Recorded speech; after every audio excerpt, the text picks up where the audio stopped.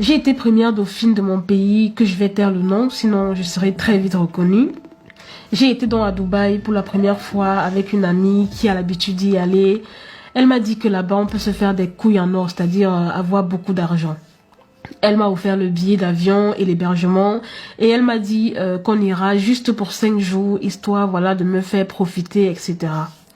Arrivé donc sur place, c'était waouh, j'étais complètement émerveillée par ce pays et par ce monde en fait. Tout brille et tout fouette à l'œil. Je me suis donc dit, ah vraiment, je suis née du mauvais côté en fait. Ça m'a fait rêver.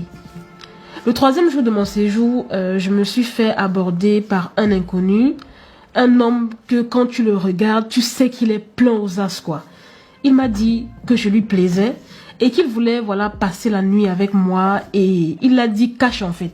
Il m'a également dit que il me payerait ça en échange d'une journée shopping dans des boutiques de mon choix et une forte somme d'argent dont je vais taire le montant. Étonnée donc de sa proposition, voilà, j'en parle à mon amie et elle me dit qu'ici à Dubaï, c'est comme ça. Mais d'après elle, je ne devais rien craindre parce que je devais penser à tous les sacs, tous les accessoires de marque, etc. que je pouvais avoir en une seule journée et sans compter la grosse somme d'argent que j'aurais eu en échange de juste une seule nuit.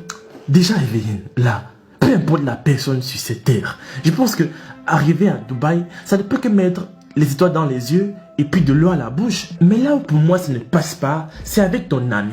Tu es une nouvelle, donc c'est à elle de te conseiller, c'est à elle de bien te recadrer pour pas que des mauvaises choses t'arrivent. Mais là ce que je vois, c'est clair qu'elle ne veut pas ton bien. En tout cas, continuons. J'ai donc fait l'erreur d'accepter cet échange.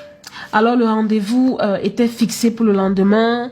Le jour J, un homme est venu me chercher à 10 heures précises dans mon hôtel et m'a amené voir le monsieur et il m'a fait signer un contrat de confidentialité qui stipulait que pour une nuit, j'avais droit à tout ce dont j'avais besoin, c'est-à-dire tout ce que j'ai cité un peu plus haut. Sans tarder, il a donc remis un sac de billets au type qui était venu me chercher et il lui a dit de m'amener faire les boutiques et il a remis une grosse enveloppe contenant une grosse somme d'argent. J'ai passé vraiment une journée de rêve entre les grosses boutiques, etc. Pour la première fois, je pouvais m'offrir un sac Chanel et des sandales Hermès et même plus encore. Toi aussi, Miss, c'est quel genre de piment que pour vendre, tu as besoin d'un contrat? Toi aussi, tu n'as pas eu peur? Laissons même ton ami de côté. Toi aussi, tu n'as pas vu qu'il y avait quelque chose qui ne tournait pas rond dans l'histoire? Ah! Tu as été aveuglé par l'argent. Et les sacs Chanel. Et les babouches Hermès. D'accord. Continue à nous raconter. Après mon shopping, le mec m'a posé à mon hôtel et m'a dit de me préparer pour 22 heures, comme quoi il allait revenir me chercher pour accomplir ma mission en fait. Tellement heureuse de mes achats, je me fichais vraiment de la suite. Et Dieu, mon calvaire allait commencer. Il n'était pas seul, il y avait 4 autres hommes avec lui. Et je n'avais même pas le droit de parler, je devais juste subir. Moi qui croyais que c'était juste une partie de jambes en l'air avec un homme. Non, pas du tout, c'était plus que ça. Et j'étais leur objet de niasse, comme leur objet d'expérience en fait. Je devais juste subir. Ils m'ont pris dans tous les orifices. Ils ont mis des objets en moi et ils m'ont étouffé avec leur bangala jusqu'à vomissement. Ils m'ont même fait boire mon vomi et imaginez, il y a même un qui a pissé jusqu'à faire caca dans ma bouche et plein d'autres choses. Je pense que vous avez vu les vidéos qui circulent actuellement sur les réseaux sociaux.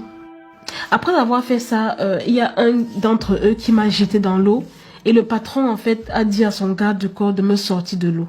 Il m'a donné une grande serviette pour me couvrir. J'étais vraiment en pleurs. J'avais très mal partout et mon derrière saignait. Après tout ça, ils m'ont posé à mon hôtel vers 4 heures du matin dans un état vraiment piteux. Même moi, j'avais pitié de moi-même. Mon amie est venue vers les 9 heures me trouver. Elle m'a trouvé dans cet état et elle m'a dit « Ma chère, ne t'inquiète pas, tu vas t'habituer. » Et elle aussi, elle était sur un bateau apparemment la nuit dernière comme moi. Ton amie là, elle ne t'aime pas, hein? C'est maintenant que je me rends vraiment compte. Sinon, elle allait te prévenir à l'avance. Elle allait te mettre dans le bain pour que tu saches exactement dans quel milieu est-ce que tu mets le pied. Parce que ça là, on ne peut pas s'habituer à ça. Je veux dire, même jusqu'en 2500, tu ne pourras jamais t'habituer à ça. Et comme si ce n'était pas fini, il te jette dans l'eau. Bon, Gino, et si tu te noyais là-bas, si tu mourais là-bas, qui allait porter ton sac Chanel et puis tes babouches Hermès là? Maintenant, dis-nous ce qui s'est passé avec ton ami. Je lui ai demandé pourquoi il ne m'avait pas averti en fait sur ce qui allait se passer. Elle m'a dit que ce ne sont pas eux tous qui ont des pratiques étranges et qu'elle ne voulait pas simplement m'effrayer, voilà, au risque de refuser la proposition. En fait, j'étais choquée. Comment est-ce qu'elle a pu me faire ça? Je me suis sentie sale. J'ai perdu mon humanité. J'avais envie de mourir. Tout ce que j'ai acquis comme bien en échange de cette nuit me dégoûtait en fait.